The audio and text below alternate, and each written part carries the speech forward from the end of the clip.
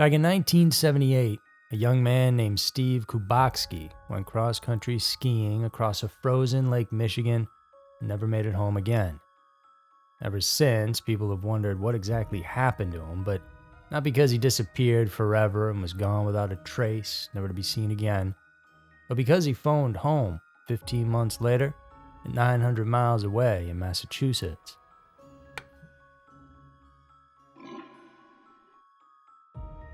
What happened to Steve in the time he was gone has been the subject of speculation for decades.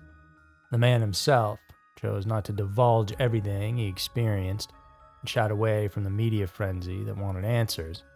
But why? Well, some say he may have accidentally found a portal to another dimension and traveled through time. Others speculate a secret government program got a hold of him and conducted experiments.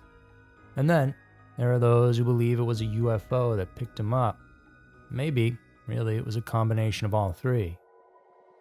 Whatever it was, all signs point to something big happening here. Something very strange, and it wouldn't be the first time this area of the US has had stories of unexplained phenomena.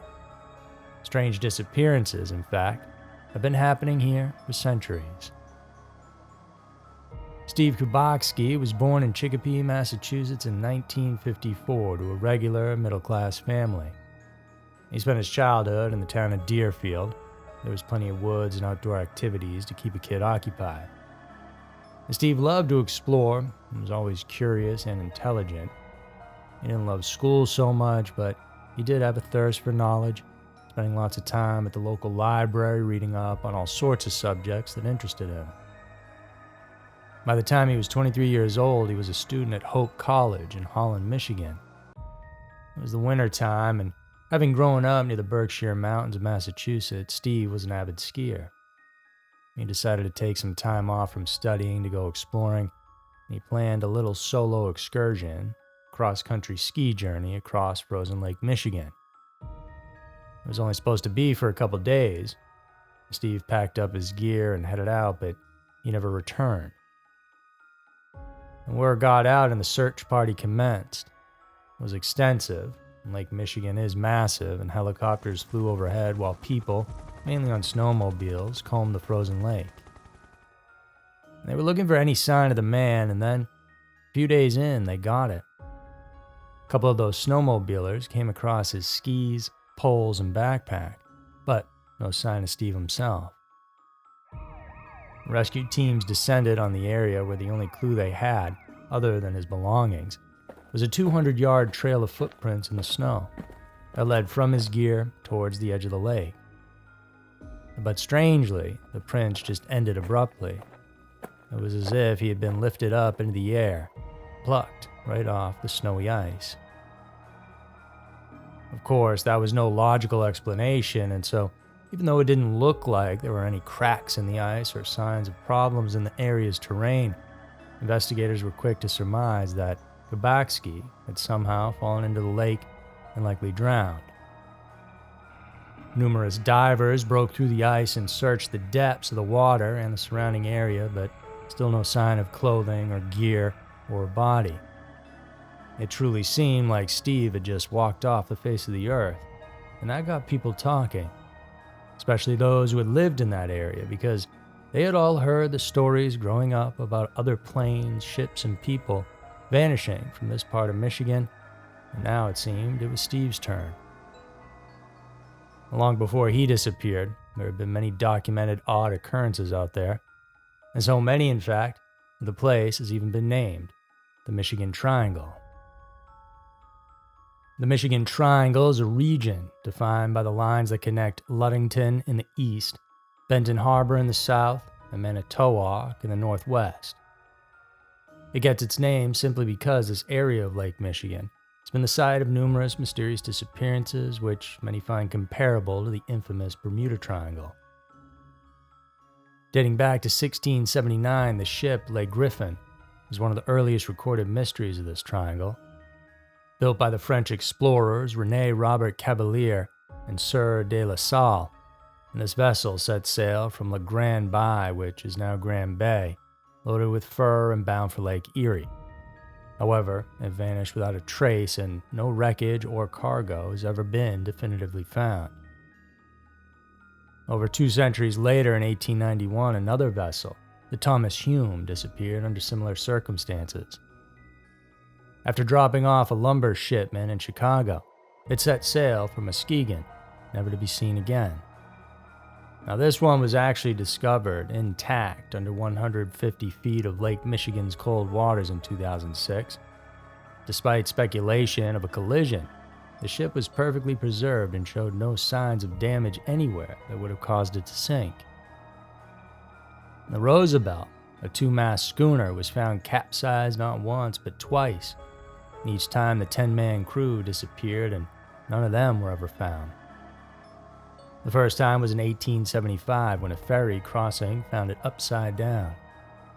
It was then restored, and in 1921 it was setting sail with a load of lumber, and the ship's captain, Ed Johnson, refused to get on board as he had a premonition that something awful was going to happen that day. The crew tried to get him on, but he declined, and a few days later the boat was found capsized once again, and all the crew missing. Interestingly, the stern of this boat was gone, like it had been smashed off, but no other boat reported having an accident. After examining the Roosevelt on shore, the Coast Guard would officially say that no collision of any sort had occurred, but never explained the missing stern. The most catastrophic aviation incident in the Triangle happened when Northwest Orient Airlines Flight 2501, carrying 58 people, crashed during a storm in 1950. Despite extensive search efforts, the wreckage was largely unrecoverable, with only small debris and human remains found scattered.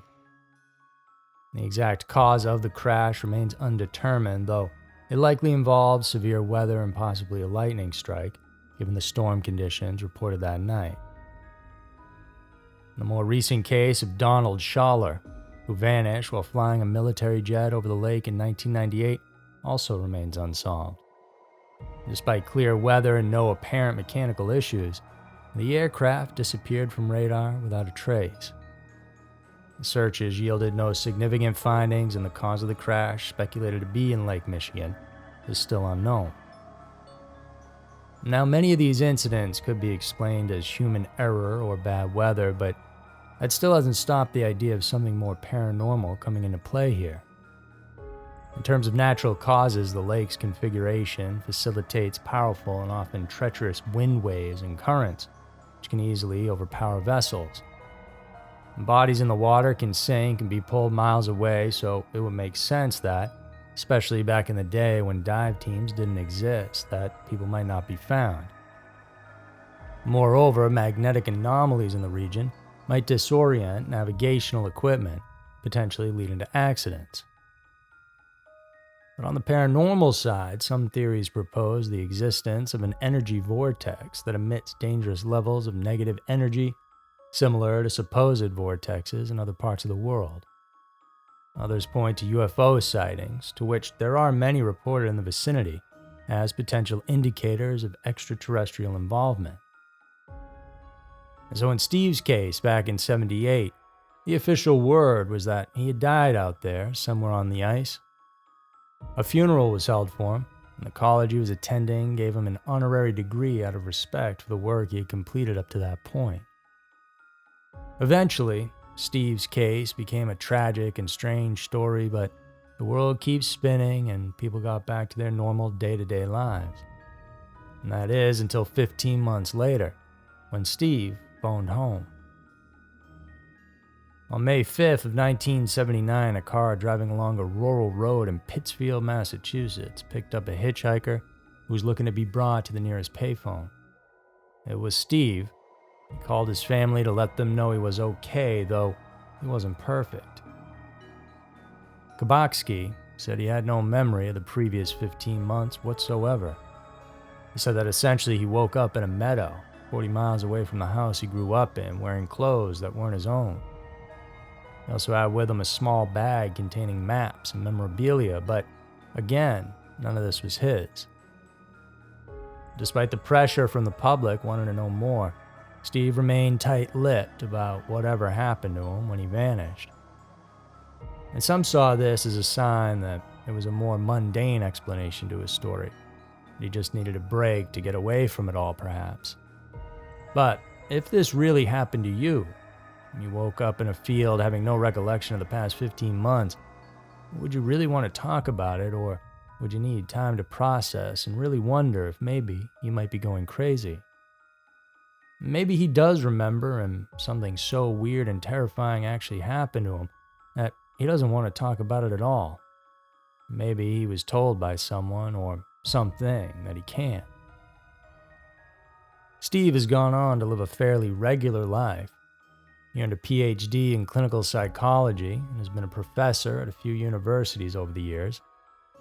On his own website, he claims to be writing about the incident, looking forward to revealing the truth behind what happened back in '78, and he says that it's all much stranger than anyone suspects. And so, time will tell if we'll find out that it was an alien abduction, or perhaps he accidentally fell into another dimension. Maybe a few seconds of time went by wherever he went, but here on Earth it was 15 months. Then again, there might be a much more believable conclusion to this whole saga. With his interest in psychology and how the human mind works, maybe we're all just a part of Steve's own experiment. That he intentionally created this odd set of circumstances just to watch how far everyone's theories would actually go. And to be honest, no matter what the real story is, they're all pretty crazy in their own way. So there was the story of the very strange vanishing of Steve Kubacki. I'm Andrew, and I hope you enjoyed today's episode. Thank you so much for tuning in. And did you know I made a feature film specifically for you in mind? It is a dark thriller about a kid getting revenge on a sadistic cult. Sounds interesting? Well, it is. Really came out well. It's called An Angry Boy, and it's available to stream June 7th. And watch the trailer by clicking here on the right. I appreciate you very much. I'll see you in the next one.